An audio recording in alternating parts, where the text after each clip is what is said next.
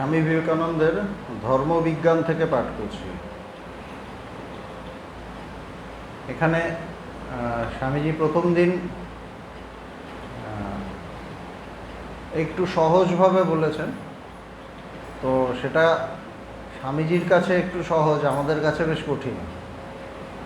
তো প্রথম দিন আমরা যেটা শুনেছি সেখানে স্বামীজি বলছেন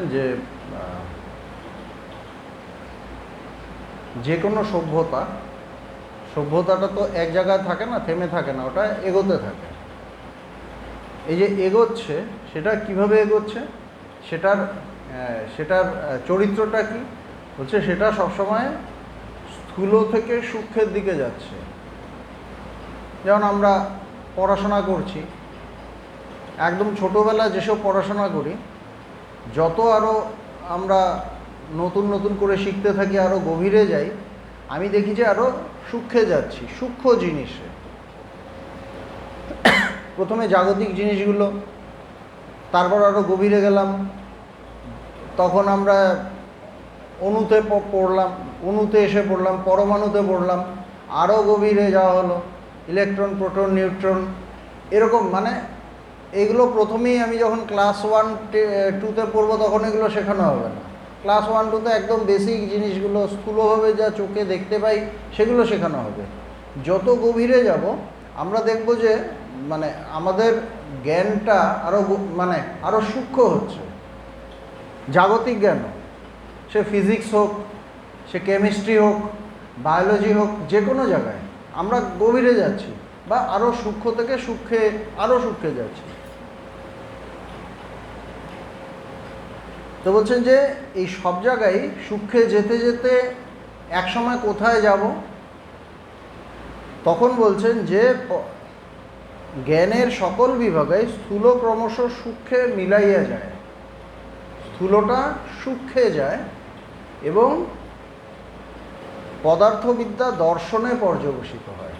দর্শন মানে ফিলোসফি, আর পদার্থবিদ্যা মানে ফিজিক্স।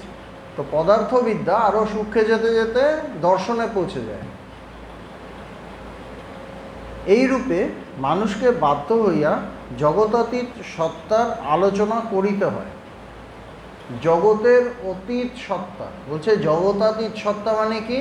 এই যে জগৎ, যেটা আমার পঞ্চ ইন্দ্রিয় দিয়ে আমরা দেখছি, সেই সত্তার গভীরে কি আছে বা তার পারে কি আছে, অটোমেটিক যখন আমরা সায়েন্স দিয়েও এগোই। আমি আধ্যাত্মিকতা ছেড়ে দিলাম, আধ্যাত্মিকতায় তো ডাইরেক্ট ওখানের কথাই বলা হচ্ছে, ইন্দ্রিয়াতীত অবস্থার সেই জায়গায় অতীন্দ্রিয় অবস্থার কথা বলা হচ্ছে, কিন্তু সায়েন্সে তো বলা হচ্ছে না। কিন্তু সায়েন্সেও যদি আমরা যেতে থাকি, আমি সূক্ষ্মে যেতে যেতে এমন একটা জায়গায় পৌঁছাই যেন সেটা জগতের পারে।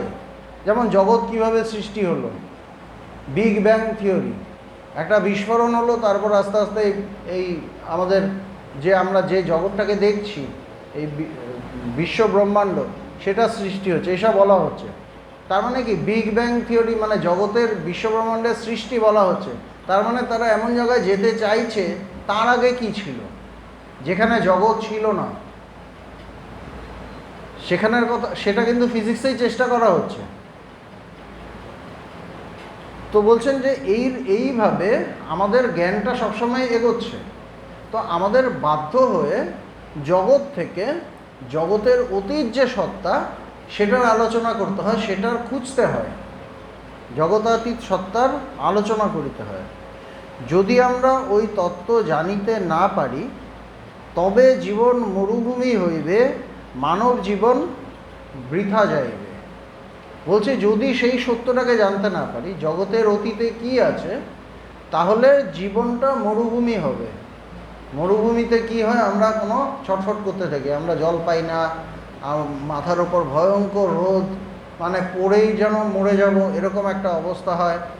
সেরকমই সংসারে জগতের যাবতীয় বস্তু ঘাঁটতে ঘাঁটতে আমাদেরও সেই একই জিনিস হয়। যতক্ষণ না আমরা সেই এমন একটা তত্ত্বের খোঁজ করি, আমরা জ্ঞানের দিক দিয়ে বলছি ব্রহ্ম টম্ম এসব বলছি, ভক্তির দিক দিয়ে তাকে আমরা ঈশ্বর বলি, ঠাকুর ঘরে আমরা সময় দিই। যখন আমাদের দুঃখ বেশি হয়, কষ্ট বেশি হয়, তখন দেখা যায় আমরা ঠাকুর ঘরে সময় বেশি কাটাচ্ছি। ঈশ্বর চিন্তা বেশি করছি, মন্দির টন্দির আশ্রম টাশ্রমে যাচ্ছি ঈশ্বরীয় কথা শোনার জন্য। মানে ঈশ্বর মানে কি? ঈশ্বর মানে আমরা কী ভাবি যে জগতে যিনি সৃষ্টি করেছেন, তো যিনি জগতের সৃষ্টি করেছেন তিনি নিশ্চয়ই জগতের পারের কেউ, জগতের পারে তিনি, তার সত্তাটা নিশ্চয়ই জগতের অতীত সত্তা।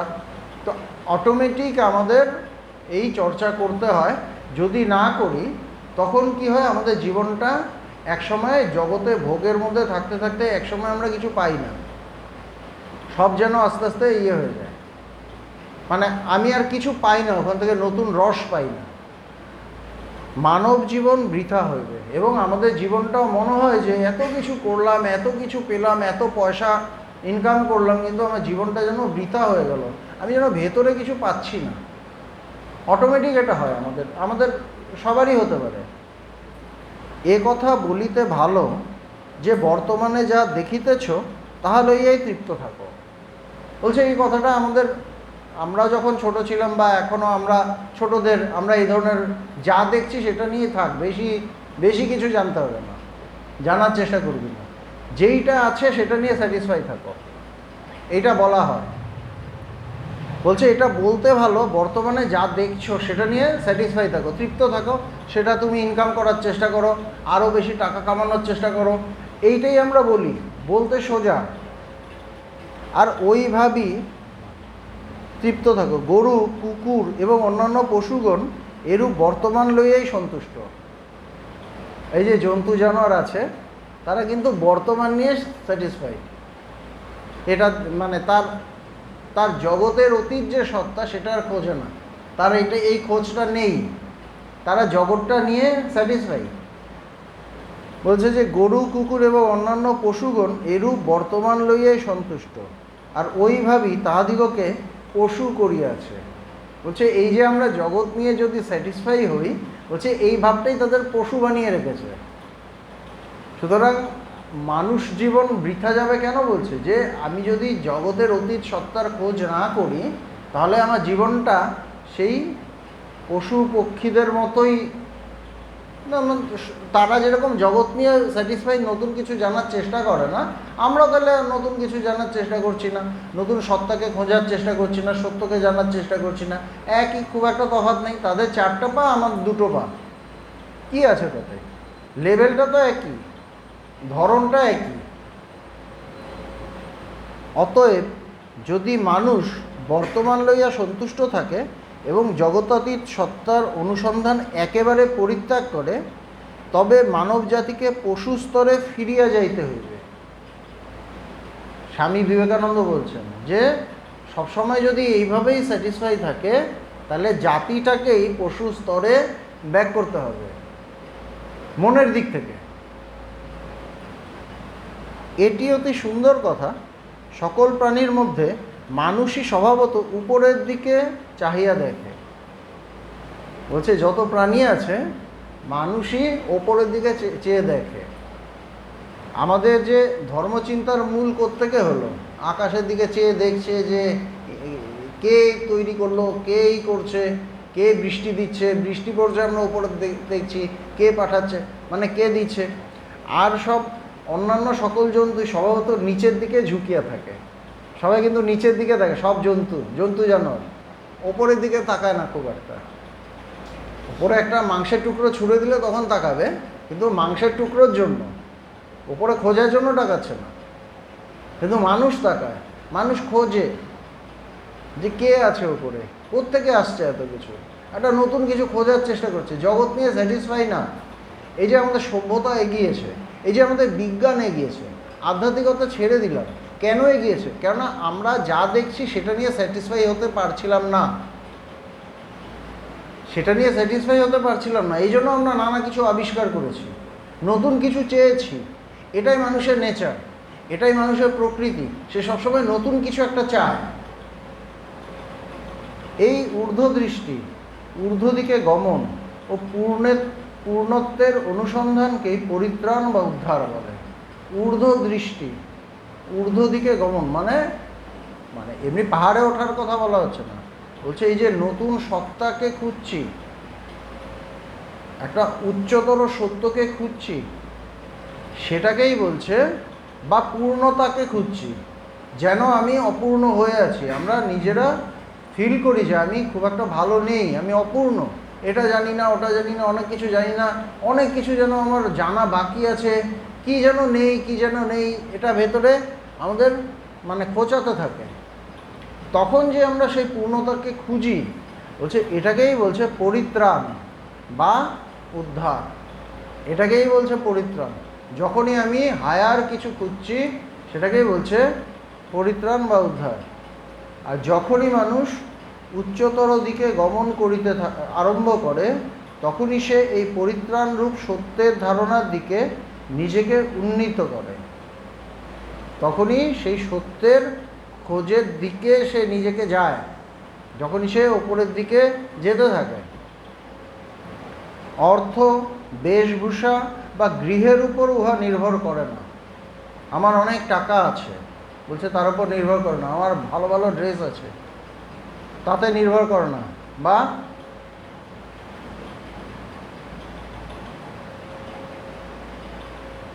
আমার অনেক বড় বাড়ি আছে, সবাইকে বাড়ি দেখাচ্ছি, বলছে না, যার ভেতরে ওই খোঁজটা শুরু হয় সে কোনো কিছুতে স্যাটিসফাই হতে পারে না। বুদ্ধদেব তার এত বড় রাজপ্রাসাদ সব ত্যাগ করে চলে গেলেন। কোন জীবনে চলে গেলেন? কি জীবনে ছিলেন? রাজার পুত্র ছিলেন। কোন জীবনে চলে গেলেন? স্বামী বিবেকানন্দ অত বড় একটা বাড়ির ছেলে, তিনি সব ছেড়ে বেরিয়ে গেলেন। কেন বেরিয়ে গেলেন? স্যাটিসফাই হতে পারছেন না। সত্যকে জানার জন্য তিনি সব কিছু ছাড়তে প্রস্তুত, সব ছাড়তে প্রস্তুত। ভগবান রেলওয়ে চাকরি করতেন, সেন্ট্রাল গভর্নমেন্ট চাকরি যখন করতেন, গুরুদেবকে বললেন আমি সন্ন্যাস নেব, আমি সব ছেড়ে টেড়ে বেরিয়ে যাই।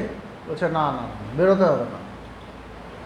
তো আমি যতক্ষণ স্যাটিসফাই থাকবো জগৎ নিয়ে স্যাটিসফাই থাকা মানে সুখী থাকা না, মানে ভালো মন্দ মিশিয়ে থাকা। যতদিন ওটাই আমার সাবজেক্ট থাকবে, ততদিন আমি আর পরিত্রাণ পাবো না। কিন্তু যখন আমি একটা বড় সত্যের উচ্চতর সত্যের খোঁজ করব, তখন আমার পরিত্রাণ পাওয়া শুরু হবে। উহা নির্ভর করে মানুষের মস্তিষ্কস্থ আধ্যাত্মিক ভাব সম্পদের তারতম্যের উপর। বলছে আমাদের এই যে উঠছি, আমি যে সত্যের কাছাকাছি যাচ্ছি, সেটা আমার টাকা পয়সা, বাড়ি গাড়ি এইগুলোর উপর নির্ভর করবে না। কিসের উপর নির্ভর করবে? আমি কতটা আধ্যাত্মিক হলাম, কতটা আমার জ্ঞান পরিবর্তন হলো, আমার জ্ঞান কতটা সত্যের দিকে গেল, সত্যের কাছাকাছি গেল, সেইটার উপর আমার উন্নতি নির্ভর করছে। আমি দারুণ ড্রেস পরে আছি তার মানেই যে আমি খুব উন্নত, তা কিন্তু নয়। আমার প্রচুর বিরাট বিল্ডিং আছে তাতেই যে আমি খুব উন্নত, তা কিন্তু নয়।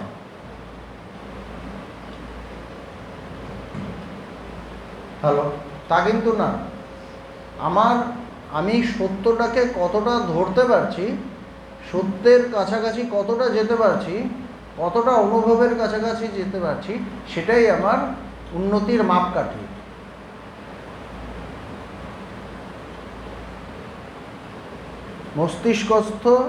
মস্তিষ্কস্থ আধ্যাত্মিক ভাব সম্পদের তারতম্যের উপর নির্ভর করে। উহাতেই মানব জাতির উন্নতি, উহাই ভৌতিক ও মানসিক সর্ববিধ উন্নতির মূল। সেটাই উন্নতি, আসল উন্নতি, সেটাই সমস্ত উন্নতির মূল। ভৌতিক এবং মানসিক সর্ববিধ উন্নতির মূল আমার আধ্যাত্মিক উন্নতিটা। তাতে আমার মনেরও উন্নতি, সব কিছুর উন্নতি। ওই প্রেরণা শক্তি বলে, ওই উৎসাহ বলেই মানব জাতি সম্মুখে অগ্রসর হইতে থাকে। বলছে ওই যে সত্যের খোঁজ, আমাকে সত্যকে জানতে হবে, এইটাতে মানুষ এগোতে থাকে। ওই প্রেরণা তাকে এগিয়ে নিয়ে যায়, ওইটাতে সে আরও বেশি সমৃদ্ধ হতে থাকে, এগোতে থাকে, উন্নতি লাভ করতে থাকে। প্রচুর অন্ন পানের মধ্যে ধর্ম নাই, সুরম্য হর্মেও ধর্ম নাই। বলছে ধর্ম কি? প্রচুর আমি খাওয়া দাওয়া করলাম, অনেক কিছু নানা কিছু খেলাম, বলছে তার উপর ধর্ম? তার উপর নেই, তার উপর ধর্ম নির্ভর করে না। আবার বিরাট বিল্ডিং হলো, প্রাসাদ, তার উপরও ধর্ম নির্ভর করে না। বারংবার ধর্মের বিরুদ্ধে আপনারা এই আপত্তি শুনিতে পারিবেন, ধর্মের দ্বারা কি উপকার হইতে পারে। ধর্ম নিয়ে কেউ চর্চা করলে তাদের একটা বলবে, এটাতে কী লাভ হবে। মানে যেই আমরা স্পিরিচুয়াল চর্চা শুরু করেছি তার আগে ওই ডায়লগটা শুনতাম না, যেই শুরু করলাম একটা ডায়লগ শুরু মানে শোনা গেল, মানে ওটা সবাই আমাদের শোনাতো কি, খালি পেটে ধর্ম হয় না। এটা ভীষণভাবে সুন্দর। তার আগে কিন্তু শুনিনি। যখন খেলাধুলো করছি তখনও বলেনি কেউ খালি পেটে খেলাধুলো হয় না, খালি পেটে কিছুই হয় না। কিন্তু ধর্মের ক্ষেত্রে এটা প্রযোজ্য। ধর্ম ক্ষেত্রে মানে কথাটা এটা বলা হয়, খালি পেটে ধর্ম হয় না। খালি পেটে কী হয়? খালি পেটে আড্ডা মারা যায় না, খালি পেটে এনজয়মেন্ট হয় না, খালি পেটে সিনেমা দেখতে যাওয়া যায় না, খালি পেটে পরনিন্দা পরচর্চা হয় না। কিন্তু যেই ধর্ম চর্চা করছে তাকে ওটা শুনিয়ে দেওয়া হবে। এইটাই আমাদের সমাজ, এইটাই আমাদের সমাজ। আমাদের প্রতি মুহূর্তে ভয়, আমার ছেলেটা না এই চর্চা শুরু করে দেয়, আমার মেয়েটা না এই চর্চা শুরু করে দেয়, তাহলে কি হবে। সেই জন্য তাকে ছোটোবেলা থেকে শুনিয়ে রাখি। ডায়লগগুলো এরকম, খালি পেটে তো কিছুই হয় না। পড়াশোনা করছে, কিছু খায়নি, মা চিৎকার করবে, এই খেয়ে যা খেয়ে যা, মা চিৎকার করবে, তাই না? কিন্তু সেই ছেলেটাই যদি দেখা যায় বসে ধ্যান করছে, একটু স্বামীজির বই পড়ছে, একটু বেদান্তের বই পড়ছে, তখন সেই মাই শোনাবে খালি পেটে ধর্ম হয় না।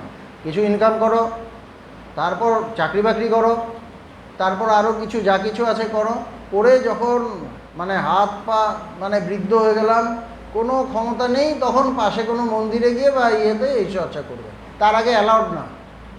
এইটা আমাদের, এইভাবে আমরা মানুষকে মানে এইভাবে আমরা শিক্ষা দিই, কিন্তু এটা ভুল শিক্ষা। এই জন্য স্বামীজি বলছেন, স্বামীজিও ফেস করেছেন, একই মানসিকতা এই যুগেও আছে, ওই যুগেও ছিল, সেম মানসিকতা। এই জন্য স্বামীজি বলছেন যে বারংবার ধর্মের বিরুদ্ধে আপনারা এই আপত্তি শুনবেন, মানে ধর্মচর্চা যারা করবে তাদের এই কথাগুলো শুনতে হবে। কি ধর্মের দ্বারা কি উপকার হইতে পারে? বলছে ধর্ম করে কি হবে? উহা কি দারিদ্র দূর করিতে পারে? এই যে বললাম, ওটা কি দারিদ্র দূর করতে পারে? সে যখন আড্ডা মারবে তাকে বলবে না কিন্তু, আড্ডা মেরে কি হবে, গরিবের কি এতে পেটে ভাত জুটবে, বলবে না কিন্তু। যখনই দেখবে এই চর্চা করছে তখন বলবে। এটাই আমরা মানুষ, আমরা শিক্ষিত মানুষ তথাকথিত। মনে করুন পারে না, স্বামীজি বলছে মনে করো পারে না, দারিদ্র দূর করতে পারে না, তাহলে কি ধর্ম অসত্য বলিয়া প্রমাণিত হইল? যদি না পারে তাহলে কি এটা মিথ্যা হয়ে গেল ধর্মটা? তা তো না। মনে করুন আপনি একটি জ্যোতিষের সিদ্ধান্ত প্রমাণ করিতে চেষ্টা করিতেছেন। আমি একটা গভীরভাবে মানে একটা বৈজ্ঞানিক কোনো আমি প্রমাণ করার চেষ্টা করছি, কোনো সত্যের কথা ভাবছি, বৈজ্ঞানিক। একটি শিশু দাঁড়াইয়া উঠিল, জিজ্ঞাসা করিল, ইহাতে কি মনোমতো খাবার পাওয়া যায়? একজন সায়েন্টিস্ট ভাবছে, তিনি রিসার্চ করছেন গভীরভাবে। তাকে একটা বাচ্চা ছেলে গিয়ে জিজ্ঞেস করলো, এটাই কি আমি যা চাইবো তাই খেতে পাবো? তো সায়েন্টিস্ট কী করবে? এই যে কয়েক বছর আগে করোনা হলো, চারদিকে রিসার্চ দল নেমে গেল, সেই একের পর এক টিকা আবিষ্কার করছে, কোভ্যাক্সিন, তারপর কি আরও নানা কিছু একের পর এক আবিষ্কার হচ্ছে। এবার কেউ গিয়ে জিজ্ঞেস করলো, এটাতে কি ভালো খাবার হবে, খাবারের টেস্ট বাড়বে, নতুন নতুন খাবার তৈরি হবে? তখন এটার উত্তর কী হতে পারে? কোনো উত্তর হয় না। আমরাও একইভাবে বলি খালি পেটে ধর্ম হয় না, একইভাবে বলি, এটাই মানুষের কী লাভ হবে?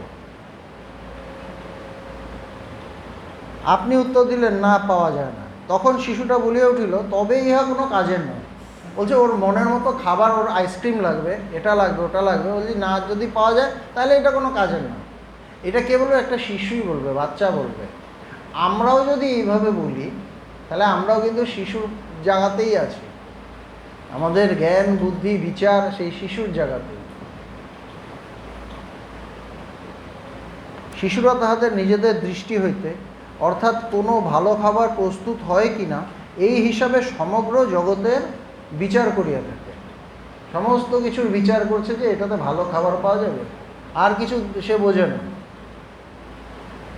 যাহারা অজ্ঞান আচ্ছন্ন বলিয়া শিশু সদৃশ, সংসারে সেই শিশুদের বিচারও ঐরূপ।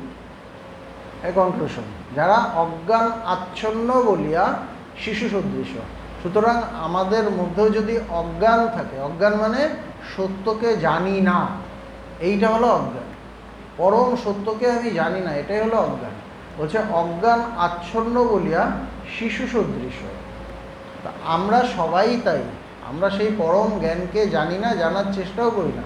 আমরাও সেই মহাপুরুষদের চোখে শিশুদের মতো। আমার কাছে আমার হয়তো অনেক বয়স হয়েছে, আমি বিরাট এক্সপিরিয়েন্স, জগতে সব ঘাটা, সব জানি, সব বুঝি, মার্কেট কখন উপরে উঠছে কখন নামছে সব বুঝি, ভীষণ এক্সপিরিয়েন্স। কিন্তু একজন মহাপুরুষের কাছে কি আমি একটা ছোট্ট বাচ্চা, কেননা আমার ওই সত্যের চাহিদাটাই তৈরি হয়নি। এই জন্য বলছেন অজ্ঞান আচ্ছন্ন বলিয়া শিশু সদৃশ, সংসারের সেই শিশুদের বিচারও ঐরূপ।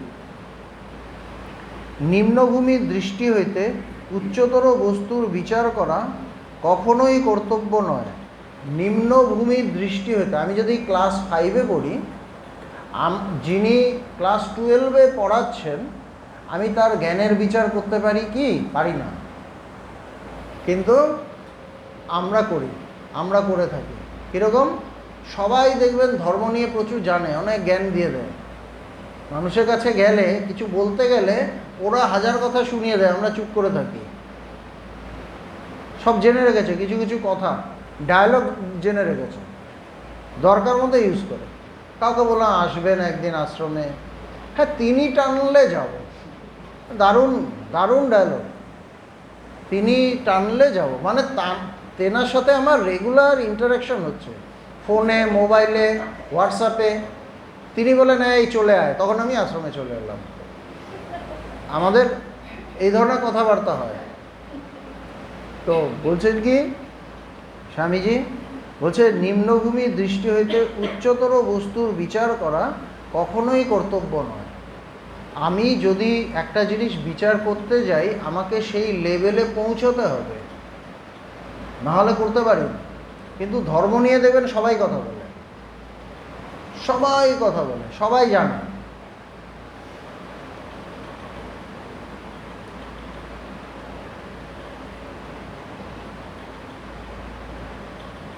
প্রত্যেক বিষয় তাহার নিজস্ব মানের দ্বারা বিচার করিতে হইবে। প্রত্যেকটা বিষয় তার নিজস্ব, তার একটা মূল্য আছে, তার একটা মান আছে, সেটা দিয়ে বিচার করতে হয়। অনন্তের দ্বারাই অনন্তকে বিচার করিতে হইবে। সেরকমভাবে অনন্তের বিচার করতে গেলে আমাকে অনন্তকে অনুভব করতে হবে, অনুভব করে তার কথা বলতে হবে, তার কথা ভাবতে হবে, বিচার করতে হবে। ধর্ম সমগ্র মানব জীবনে অনুসূত, শুধু বর্তমানে নয়, ভূত ভবিষ্যৎ বর্তমান সর্বকালে। হচ্ছে সমস্ত মানুষের মধ্যে এটা আছে, এবং শুধু এই সময় না, 3 কালেই আছে, সমস্ত মানব জীবনে অনুসূত, ঢুকে আছে। অতএব ইহা অনন্ত আত্মা ও অনন্ত ঈশ্বরের মধ্যে চিরন্তন সম্বন্ধ। অনন্ত আত্মা, আমরা সবাই সেই আত্মা, সেই অনন্ত আত্মা, আমরা সবাই সেই অনন্ত। আমি নিজেকে ছোট ভাবি, সীমিত ভাবি, আমরা কেউ সীমিত নই। অনন্ত আত্মা এবং অনন্ত ঈশ্বর, ঈশ্বরও অনন্ত। এবং এই যে চিরন্তন সম্পর্ক, প্রথমে এইসব সম্পর্ক বলে, তারপর অনুভব হয় যে একই আছে, 2 নেই, আত্মা আলাদা, ঈশ্বর আলাদা নেই, একই।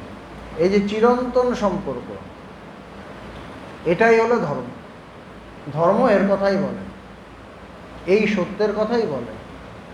এবার আমি যদি বলি এই চিন্তা করছো, এতে কি খাওয়া জুটবে, ওটাই বাচ্চাদের কথার মতো হয়ে যাবে।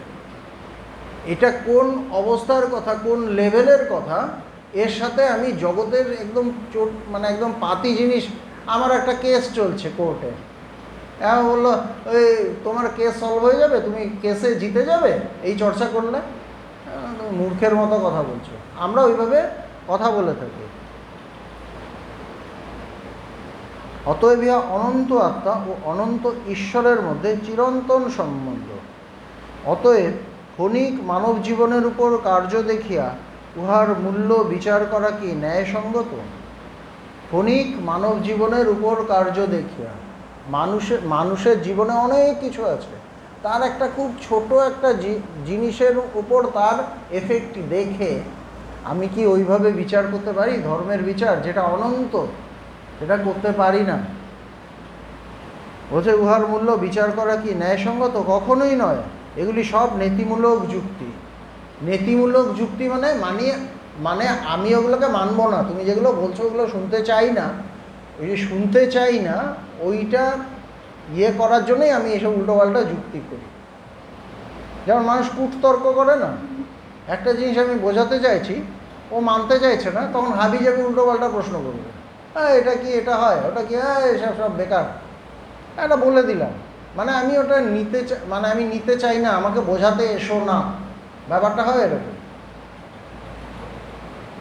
বলছে এটা নীতিমূলক যুক্তি। এখন প্রশ্ন হইতেছে, ধর্মের দ্বারা কি প্রকৃতপক্ষে কোনো কার্য নিষ্পন্ন হয়? বলছে তবে একটা জেনুইন প্রশ্ন, যে ধর্ম, এটা দিয়ে সত্যি সত্যি কি কিছু কাজ হয়? হ্যাঁ হয়। উহা দ্বারা মানুষ অনন্ত জীবন লাভ করে। স্বামীজি বলছেন যে অনন্ত জীবন লাভ করে। মানুষ প্রকৃতপক্ষে যাহা তাহা এই ধর্মের শক্তিতেই হইয়াছে, আর উহাই এই মনুষ্য নামক প্রাণীকে দেবতা করিবে। বলছে আজকে মানুষ যেখানে এসেছে সেটা ধর্মের শক্তিতেই হয়েছে, এবং এইটাই মানুষকে দেবতা করবে। দেবতা বলতে কি বোঝায়? দেবতা বলতে সে একটা খুব সুন্দর মানুষ হবে। দেবতা বলতে মুকুট টুকুট পরে ওরকম না। দেবতা মানে একটা ভীষণ সুন্দর মানুষ, যার ভেতরে অগাধ জ্ঞান থাকবে, সেই পরমের জ্ঞান থাকবে, যার ভেতরে এক অদ্ভুত ভালোবাসা থাকবে। যেমন আমরা ভগবানকে দেখেছি, দেবতা বলতে সেই ধরনের কথা বলা হচ্ছে। ধর্মই ইহা করিতে সমর্থ। বলছে এই যে একজন মানুষকে দেবতা বানাবে, এটা কে করবে? বলছে ধর্মই করবে, এই জ্ঞানটাই করবে। মানব সমাজ হইতে ধর্মকে বাদ দাও, কি অবশিষ্ট থাকিবে? বলছে ধর্মকে বাদ দিয়ে দিন, এই সমাজ থেকে কি থাকবে? তা হইলে এই সংসার শাপথ সমাকীর্ণ অরণ্য হইয়া যাবে, একটা জঙ্গল হয়ে যাবে, জন্তু জানোয়ার যেখানে ঘুরে বেড়াচ্ছে, খুব একটা তফাৎ থাকবে না। কেননা মানুষ সত্যকে আর জানতে চাইবে না, নতুনের কিছু খোঁজ করবে না, শুধু যা আছে ওইটা নিয়েই থাকবে, আর ওটা নিয়ে মারামারি কাটাকাটি করবে। ওটাও তো আমাদের স্যাটিসফাই করে না, ওটা নিয়ে মারামারি কাটাকাটি করবে, সেরকমই হবে। ইন্দ্রিয় সুখ মানব জীবনের লক্ষ্য নয়, জ্ঞানী সমুদয় প্রাণীর লক্ষ্য। ইন্দ্রিয় সুখ মানব জীবনের লক্ষ্য নয়। আমাদের যে ভারতীয় সভ্যতা, তার মূলে যে আমরা ঋষি মুনি মহাপুরুষদের দেখি, তাদের কি মূল কথা ইন্দ্রিয় সুখ? যে যত বেশি ইন্দ্রিয় সুখ করো না, সত্যকে জানো। বলছে সত্যকে জানো, সত্যকে অনুভব করো, সেটাই জ্ঞানী সমুদয় প্রাণীর লক্ষ্য। যে আমার লক্ষ্য কি? আমার সেই সত্যের জ্ঞান লাভ করতে হবে, এটাই আমার লক্ষ্য। আমরা দেখিতে পাই পশুগণ ইন্দ্রিয় সুখে যতটা প্রীতি অনুভব করে, মানুষ ধী শক্তির পরিচালনা করিয়া তদপেক্ষা অধিক সুখ অনুভব করিয়া থাকে। পশুরা, একটা কুকুর আছে, তাকে ভালো মাংস দেওয়া হলো, সে খুব দারুণ চেটে পুটে খাবে, খুব খুশি। কিন্তু সেই একই মাংস মানুষটাকে দেওয়া হলো, একজন সায়েন্টিস্টকে দেওয়া হলো বা একজন ডাক্তারকে দেওয়া হলো, দেখা গেলো একটু নিয়ে খেয়ে একজনের সাথে সে সায়েন্স নিয়ে কথা বলছে, তার মানে কি তার বুদ্ধির স্যাটিসফ্যাকশনের জন্য সে বেশি তার বুদ্ধিটা স্যাটিসফাই করার চেষ্টা করছেন, একটা নতুন সত্যের খোঁজ করার চেষ্টা করছেন, সেইটা নিয়ে আলোচনা করছেন, নতুন জিনিস জানার চেষ্টা করছেন। ওই ইন্দ্রিয় সুখ, ওই যে এতগুলো ভালো ভালো খাবার ছিল, ওটাতে তার অতটা মন নেই। সে যে ওই যে আলোচনা করছে আরেকজনের সাথে, ওইটাতে সে বেশি টেস্ট পাচ্ছে। তাকে কিছু বলতে গেলে দাঁড়াও তো, ডিস্টার্ব হয়ে যাচ্ছে, খাবার হয়তো পড়ে রয়েছে, সেই এমন একটা জিনিসের চর্চা করছে, তাই না? তার বুদ্ধির সে করছে।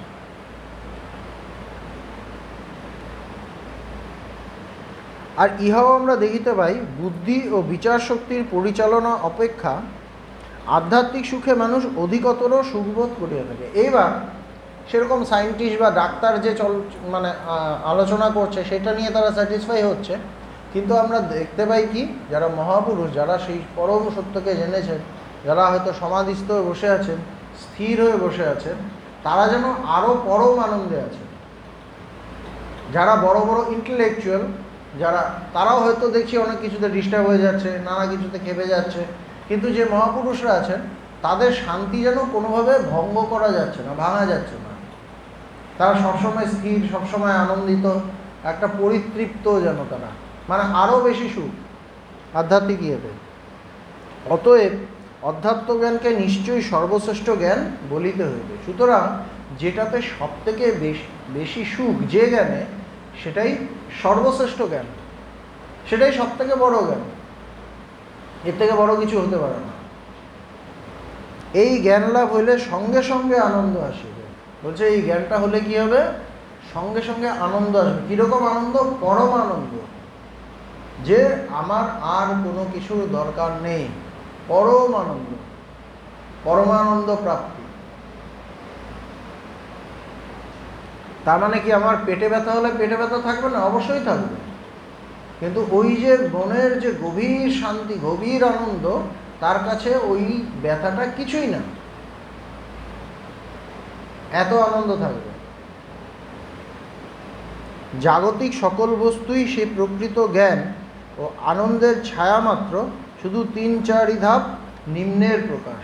তো বলছে যে সেই পরমানন্দ যদি আমার না হয়, এই যে জাগতিক, যে আমরাও তো কিছু আনন্দ পাই, আমরা ভোগটোগ করি, আমরাও কিছু কিছু আনন্দ পাই, বলছে সেটা কি?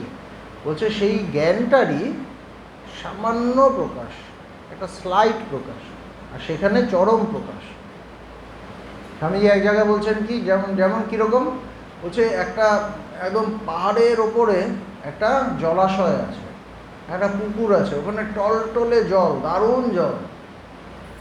একজন ওখান দিয়ে উঠছে, অতটা উঠতে পারছে না, সে দেখছে ওই জলেরই এক জায়গায় লিক করে অনেকটা নিচু মানে দিয়ে এসে, মানে পাহাড়ের ভেতর দিয়ে, গুহা গহ্বরের ভেতর দিয়ে এসে এক জায়গা দিয়ে পড়ছে, কিন্তু ওখানে সে তার মাটি টাটি এগুলো একটু মিশে আছে।